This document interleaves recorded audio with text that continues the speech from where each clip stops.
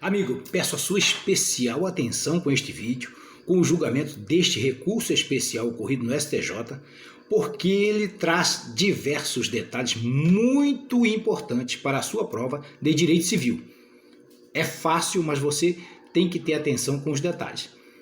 Olha só, imaginemos que a empresa X possuía lá uma aeronave mediante arrendamento mercantil.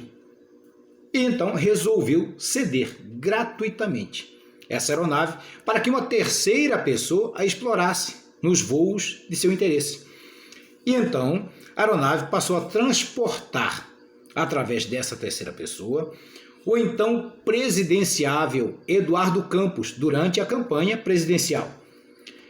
E essa aeronave sofreu uma queda, todos sabemos, um acidente terrível, lá no município de Santos, em São Paulo, e causou vítimas de toda a ordem com essa queda. Várias foram a óbito, outras ficaram internadas nos hospitais da região, causou dano de ordem material também, diversos imóveis foram completamente destruídos pela queda da aeronave.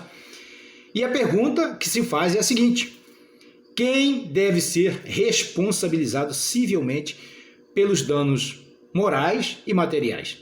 A empresa X, que possuía a aeronave mediante arrendamento, ou a terceira pessoa para quem essa aeronave foi cedida gratuitamente? Quem deve ser responsabilizado civilmente? Ou ambos deverão ser responsabilizados? Qual a decisão do STJ? Vem comigo conhecer os detalhes, porque são esses que importam para a sua prova, para que você acerte a sua questão de concurso. Vamos lá.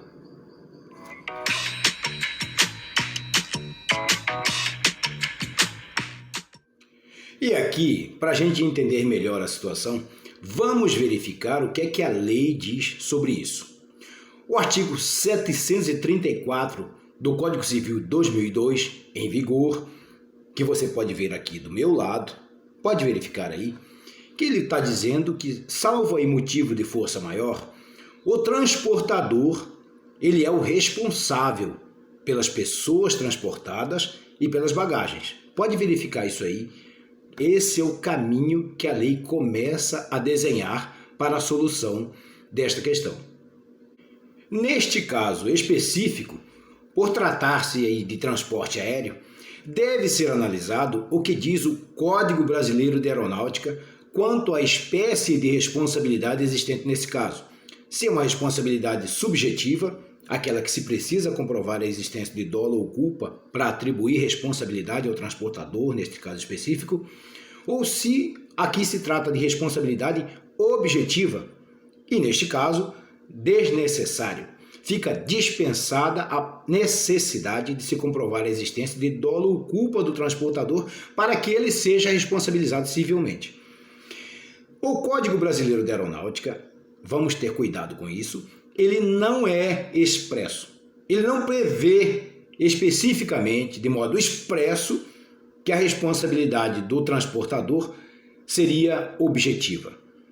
Mas o STJ tem jurisprudência formada nesse sentido, em que assegura que a responsabilidade no caso de transporte aeroviário ela é objetiva, portanto, desnecessário que se comprove a existência de dolo ou culpa para atribuir a devida responsabilidade pela reparação de dano ao transportador aéreo. Bem, veja que até agora, resumidamente, dissemos da responsabilidade do transportador quanto às pessoas transportadas, quanto às suas bagagens. Dissemos aí que a responsabilidade definida pelo STJ é objetiva do transportador, mas e afinal? E os danos causados para aqueles que estavam em solo, em superfície? Os danos causados pela queda da aeronave às pessoas que não participavam do transporte aéreo. De quem é essa responsabilidade? Isso nós vemos aqui no artigo 268 do Código Brasileiro da Aeronáutica, que é constituído aí na Lei 7.565 de 1986, a Lei 7565 de 86. Pode ver aqui do meu lado, artigo 268.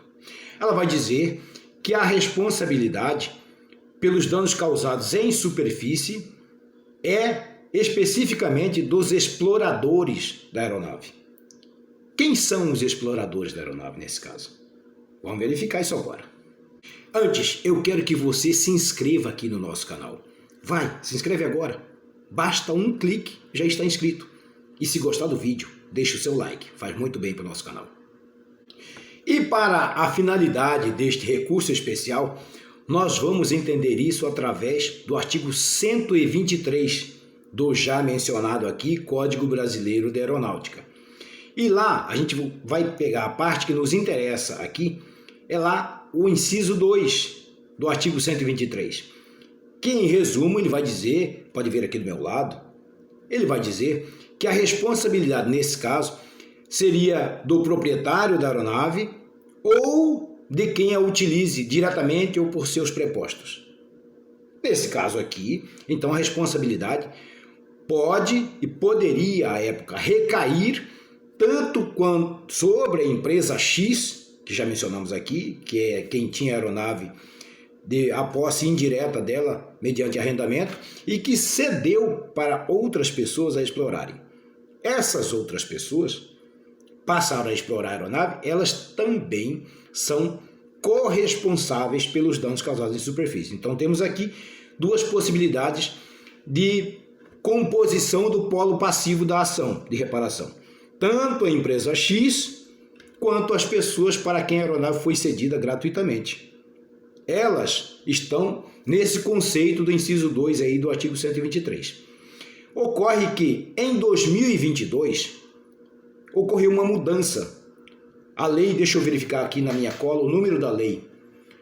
A lei 14.368 de 2022, ela realizou uma mudança nesse inciso 2 do artigo 123 e retirou do conceito de explorador, nesse caso, o proprietário da aeronave quando ela está cedida ou arrendada à terceira pessoa.